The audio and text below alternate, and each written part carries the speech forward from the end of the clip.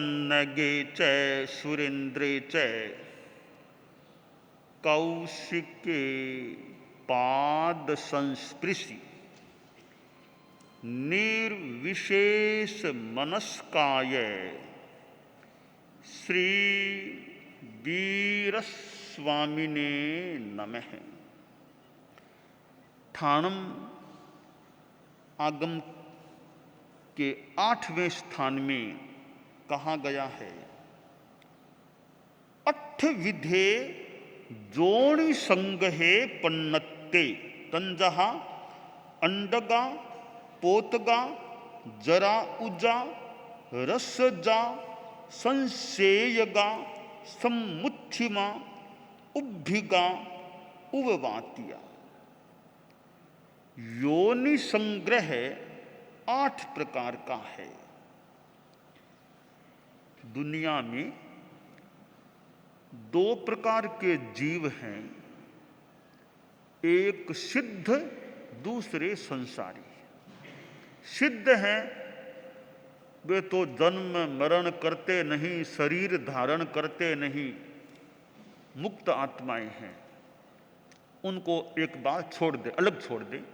बाकी संसारी जीव हैं जो जन्म मरण करने वाले हैं, उनके फिर 2 प्रकार हैं, त्रस और स्थावर। स्थावर एक इंद्रिय वाले पृथ्वी, अप, पानी, अग्नि, वायु, वनस्पति, ये 5 होते हैं, इनको भी छोड़ देते हैं। अब त्रस जीव हैं, उनके यों तो 4 प्रकार हैं, द्विंद्रिय, त्रिंद्रिय, चतुरिंद्रिय, पंचेंद्रिय। ये 4 प्रकार हैं, वो इंद्रियों के संदर्भ में हैं। इंद्रियों के संदर्भ में त्रस जीवों के ये 4 प्रकार हो सकते हैं, परंतु प्रकार अनेक कोणों से भी किए जा सकते हैं। यहां शास्त्रकार ने 8 प्रकार बताए हैं। वे त्रस जीवों के 8 प्रकार संभवतः बन जाएंगे, क्योंकि हम वो कितनी ही इंद्रियों वाले हों वो अलग बात है, अनेक अन्य तरीके से, यानी उनका जन्म किस प्रकार होता है, जन्म किस तरह होता है, जन्म के प्रकार के आलोक में 8 भेद किए गए हैं। त्रस जीव हैं, वो उनकी पैदाइश कैसे होती है, योनि स्थान, योनि संग्रह, वो पैदा किस प्रकार होते हैं, इस संदर्भ में 8 भेद किए गए हैं। यानी त्रस जीवों के जन्म के तरीके के संदर्भ में 8 प्रकार हो जाते हैं। तो 8 में पहला प्रकार है अंडज। वे प्राणी जो अंडों से उत्पन्न होते हैं, जैसे मयूर है या चिड़िया, कबूतर, ऐसे जो अंडों से पैदा होते हैं, वे त्रस प्राणी अंडज कहलाते हैं। और दूसरा प्रकार है पोतज। पोत के रूप में पैदा होने, बच्चे के रूप में पैदा होने वाले, जिन पर कोई आवरण नहीं होता, बिना आवरण के पैदा होते हैं, वे पोतज कहलाते हैं। जैसे हाथी, हाथी शिशु के रूप में बिना कोई आवरण के पैदा होता है। चर्म, जलौका आदि ये त्रस प्राणी पोतज कहलाते हैं। तीसरा प्रकार है जरायुज। जरायु के रूप में पैदा होने वाले, जरायु वेष्टित दशा में कुछ प्राणी हैं, वो जरायु से वेष्टित होते हैं, उस दशा में उत्पन्न होते हैं, वे जरायुज कहलाते हैं। जैसे भैंस, गाय आदि इसी रूप में पैदा होते हैं, वो वेष्टित होते हैं जरायु से, तो वे जरायुज कैटेगरी के प्राणी होते हैं। जरायु का अर्थ है वो गर्भ का, गर्भ वेष्टन या झिल्ली, उस रूप में पैदा होते हैं। तो वो झिल्ली शिशु को आवृत किए रहती है। चौथा प्रकार है रसज, रस में पैदा होने वाले। रस क्या? कई छोटे छोटे सूक्ष्म शरीरी जीव छाछ में और ये दही में आदि में पैदा हो जाते हैं। छाछ दही आदि में सूक्ष्म शरीरी जीव पैदा होते हैं, वे रसज कहलाते हैं। पांचवा प्रकार है संस्वेदज, संस्वेद, पसीने में पैदा होने वाले। ये अपने खटमल, युका, जूं जो पसीने से पैदा होते हैं, इनको रसज कहा गया है, यानी संस्वेदज कहा गया है। संस्वेद, पसीने में पैदा होने वाले। सातवां प्रकार है सम्मूर्छनज, सम्मूर्छनज, जो ये बाहरी वातावरण के संयोग से पैदा हो जाते हैं, जैसे चिंटी, मक्खी, सलभ। ये जीव सम्मूर्छन कहलाते। ये माता पिता से पैदा नहीं होते हैं, मातृविहीन पितृविहीन होते हैं। सर्दी, गर्मी आदि बाहरी कारणों से, स्थितियों से ये जीव पैदा हो जाते हैं।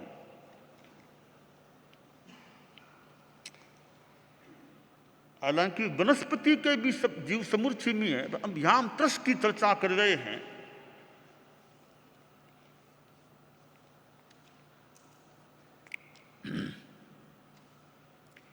अब अगला सातवां प्रकार है त्रस जीवों का, वो है उद्भिज। उद्भिज वो पृथ्वी को भेदकर जो जीव होते हैं, जैसे पतंग, खंजरीट, ये ऐसे हैं जो पृथ्वी को भेदकर पैदा होते हैं। ये उद्भिज प्रकार के जीव हैं। अब आठवां और अंतिम प्रकार है औपपातिक, उपपात के रूप में पैदा। उपपात का अर्थ है अचानक घटित होने वाली घटना। देव और नारक ये न तो माता पिता से पैदा होते हैं और न कोई समूर्छिम रूप में होते हैं कि कोई बाह्य कारणों से ऐसे पैदा हो। ये अलग किस्म के प्राणी होते हैं। इनकी एक विशेषता यह है कि ये जन्मे एक मुहूर्त के भीतर भीतर पूर्ण युवा बन जाते हैं। एक मुहूर्त के भीतर भीतर पूर्ण युवा बन जाते हैं, अकस्मात हो जाते हैं। ये औपपातिक कहलाते हैं। तो सारे के सारे नारक जीव और सारे के सारे देव औपपातिक कैटेगरी के प्राणी होते हैं। तो देवता नारक माता पिता से भी पैदा नहीं होते, गर्भ से भी पैदा नहीं होते हैं, और समूहछिम भी नहीं। ये अलग प्रकार है, औपपातिक प्रकार है। तो ये कुल त्रस जीवों के इस रूप में जन्म के तरीके के संदर्भ में 8 प्रकार हो जाते हैं। तो ये विभिन्न प्राणी तो त्रस हैं, वे संसार में हैं। इन प्राणियों के अपने नियम भी होते हैं कि इनकी आगति कहाँ से, ये कहाँ से आकर के पिछले जन्म में कहाँ थे, कहाँ से आकर कहाँ पैदा हो सकते हैं, मृत्यु के बाद कहाँ जा सकते हैं। ये भी नियम हैं जो हमारे शास्त्र ग्रंथों में, शास्त्र में ऐसी बातें मिलती है कि अब जैसे देव और नारक है, तो देव मरकर के वापिस तत्काल देवता नहीं बन सकता, न नरक में जा सकता। नारकीय जीव न वापिस तत्काल नरक में पैदा हो सकता, न देवगति में पैदा हो सकता। और ये जो जीव हैं, जैसे देव और नारक हैं, ये रसज इनमें पैदा नहीं होती हैं, वापिस मृत्यु के बाद रसज के रूप में पैदा नहीं होते हैं। ये केवल पंचेंद्रिय ही बन सकते हैं। वापिस देवता आयुष्य पूरा करके या तो देवता बनेगा पंचेंद्रिय या बनेगा एकेंद्रिय। बीच का नहीं बनेगा। द्विंद्रिय, त्रिंद्रिय, चतुरिंद्रिय, ये देवता ऐसा अपने आयुष्य की समाप्ति के बाद नहीं बनता। देवता या तो पंचेंद्रिय के रूप में पैदा होगा अपने आयुष्य के बाद, या एकेंद्रिय के रूप में पैदा हो सकेगा। इसका एक नियम हो गया। ऐसे ही नारकीय जीव है तो वे भी द्विंद्रिय, त्रिंद्रिय, चतुरिंद्रिय ऐसे आश्रय नहीं बनते हैं, या तो केवल पंचेंद्रिय ही, या संभावित है कि एकेंद्रिय बन जाएं, विकलेंद्रिय बीच के नहीं बनते। ऐसे कई इनके नियम है जीवों के, जो हमें गतागत का थोकड़ा है, गतागत नामक थोकड़ा, इसमें से बहुत नियम दिए हुए हैं। कौन कहाँ से आ सकता है, कौन कहाँ मृत्यु के बाद वापस जा सकता है। तो ये जो जीव जगत की बात है, तो आदमी के जैसे कर्मों का विपाक होता है, आदमी को उन योनियों में, प्राणी को उन योनियों में पैदा होना होता है। इसके लिए एक ही बात है, धर्मम कुरुस्व, धर्मम कुरुस्व, धर्मम कुरुस्व। धर्म करो, धर्म करो, धर्म करो, तो दुखों से छुटकारा मिलेगा। पाप कर्म का ज्यादा बंद होगा, आगे दुख प्राप्त हो सकते हैं। इसे धर्मम कुरुस्व, बस धर्म करो, साधना करो, समता में रहो, तपस्या, अहिंसा, संयम, तब इनमें रहो, तो आदमी के कर्म कट भी सकते हैं, नए कर्मों के आगमन से बचाव भी हो सकता है। जीवन में त्याग, तपस्या हो और आचरणों में नैतिकता, ईमानदारी जैसे धर्म हो, तो आदमी की आत्मा शुद्ध रह सकती है। आत्मा शुद्ध है तो आगे का अगला जन्म, आगे के जन्म भी ठीक रह सकते हैं। एक राजा था, तो वो वैसे धार्मिक था, यानी अहिंसा, संयम, इनमें बड़ी आस्था थी। और ये मंदिर जाना, वो करना, के माला फेरो, जब उनमें वो रुचि नहीं लेता। बाकी जीवन बड़ा अच्छा, बहुत अच्छा। महारानी जो रानी थी, वो ऐसे मंदिर जाना, तप करना, जप करना, माला, उसमें ज्यादा रुचि लेती थी। तो रानी तो कभी राम का नाम, कभी कोई नाम ऐसे जपती रहती। राजा इनमें रुचि नहीं लेता, राम का नाम लो, भगवान का नाम, इन बातों में रुचि नहीं थी। तो रानी कहती कई बार नाम लिया करो, माला फेरा करो, वो किया करो। वो राजा बात को टाल देता। एक बार की बात है,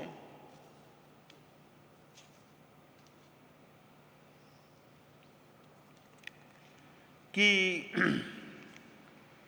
वो राजा रात को सोया हुआ था, तो सर्दी का समय था, तो कंबल ओढ़ा हुआ था, फिर कोई हाथ ऐसे बाहर निकल गया, तो हाथ अकड़ गया, थोड़ा दर्द सा हुआ, तो वो मुंह से निकल गया, हे राम, हे राम, राजा के मुंह से निकल गया। रानी ने सुन लिया, आज तो राम का नाम ले लिया, आज राम का नाम ले लिया, बहुत अच्छा हुआ। तो सुबह रानी ने कहा, भी आज कर्मचारियों से बोला, आज तो गाजे बाजे करो, खूब उत्सव मनाओ, खूब, आज तो खुशी का दिन है, उत्सव का दिन है। तो गाजे बाजे शुरू हो गए। राजा ने सोचा, अरे आज क्या दिन है, आज नहीं तो मेरा जन्मदिन है, तो आज ये गाजे बाजे उत्सव किस बात का हो रहा है। तो मंत्री से पूछा, आज कौन सा दिन है, कोई ये गाजे बाजे, कोई भगवान, किसी भगवान का जन्मदिन है, क्या है, आज क्यों हुआ है।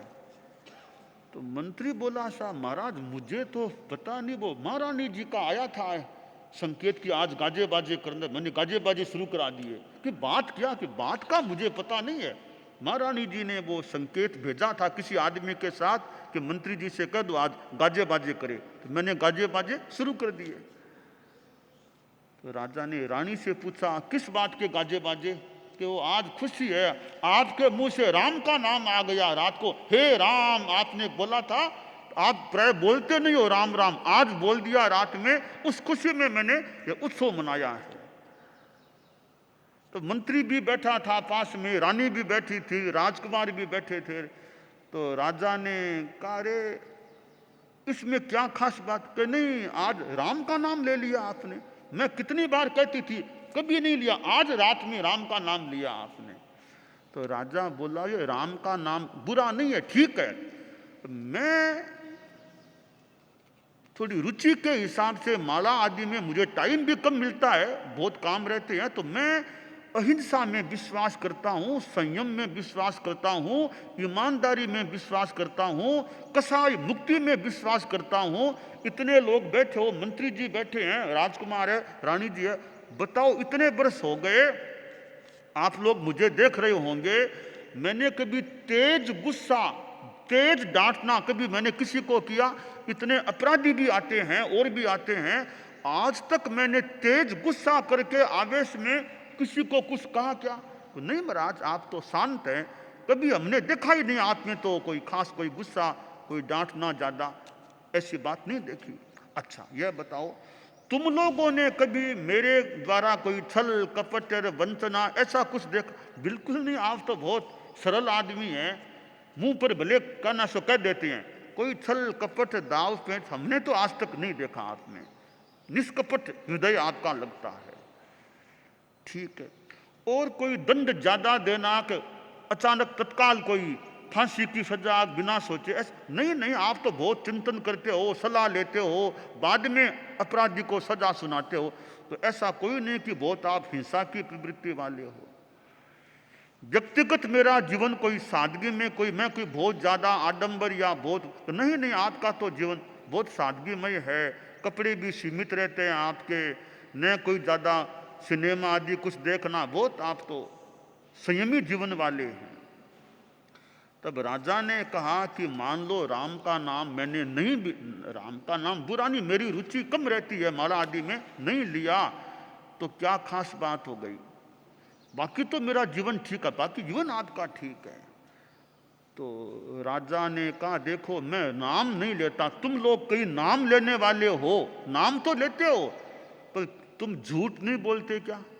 हमारा झूठ तो बोलते हैं कई बार, अब झूठ तो बोलना पड़ता है। गुस्सा महाराज क्या करें, आ जाता है गुस्सा, तो आ जाता है कई बार, अब शब्द भी निकल जाते हैं। ओ आडंबर महाराज, अब गृहस्थ आदमी हैं हम, तो बहुत बढ़िया बढ़िया कपड़े बढ़िया बढ़िया सब मंगवाते हैं, बढ़िया पहनते हैं, आपकी तुलना में हम कहाँ आ सकते हैं। तो कहा मैंने राम का नाम नहीं लिया, किंतु मेरा जीवन अच्छा है ना, तो मुझे विश्वास है मेरी अगली गति अच्छी होगी, क्योंकि जीवन मेरा ठीक है।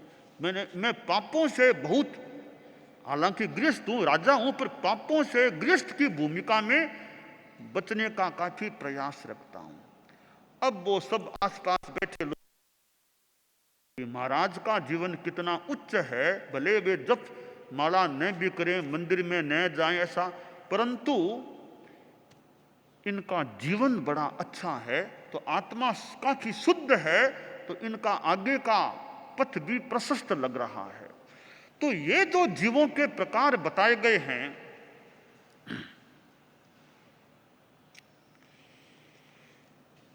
योनियां हैं, इन योनियों में भी जीव पैदा हो जाते हैं, और अब देवता हैं, नारकीय जीव हैं, नरक में क्यों गए? कोई पाप कर्मों का बंध किया था तब नरक में जाना पड़ा, और देवगति में क्यों पैदा हुए?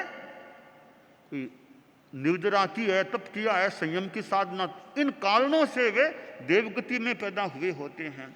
तो जो औपपातिक जीव हैं, जो देवता हैं, वे आयुष्य पूरा करके भी आएंगे तो केवल या तो वो पंचेंद्रिय बनेंगे या एकेंद्रिय बनेंगे, बीच के द्विंद्रिय त्रिंद्रिय चतुरिंद्रिय है वो ऐसा नहीं। अब ये देवों का खास नियम है, मान लें कि मृत्यु के बाद या तो पंचेंद्रिय बनेंगे और या वे एकेंद्रिय। हम नरक की बात छोड़ दें, देवों की बात कर लें कि देवता आयुष्य पूरा करके या पंचेंद्रिय जाति में और या एकेंद्रिय जाति में ही पैदा होंगे, अन्य किसी द्विंद्रिय आदि में नहीं जाते।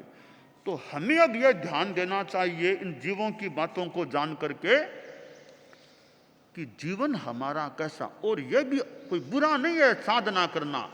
जब राजा भले जप नहीं करता था, उसकी अपनी रुचि होगी, तो जप करना भी कोई खराब, अच्छा है, निर्जरा होती है, शुद्ध भावना से जप करे, कर्म करते हैं, निर्जरा होती है।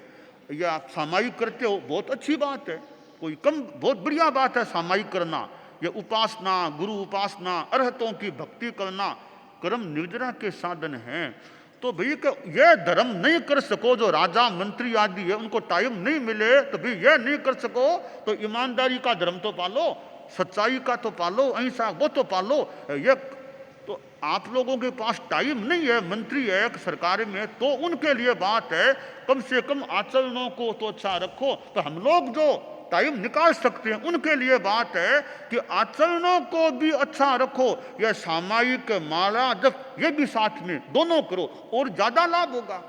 इसलिए आप लोग गृहस्थ हैं, सामायिक आदि का ध्यान रखें। और जैन श्वेतांबर तेरापंथी श्रावक श्राविकाएं शनिवार को शाम को 7 से 8 के बीच भी सामायिक का प्रयास रखें। परिवार के किशोर भी, युवक भी और भी इसकी शनिवार का प्रयास रखें कि शाम को 7 से 8 के बीच सामायिक करें। तो धर्मम कुरुस्व, धर्मम कुरुस्व, धर्मम कुरुस्व, धर्म करो, धर्म करो, धर्म करो, तो यहाँ भी अच्छा रह सकता है, आगे भी अच्छा रह सकता है। ओम।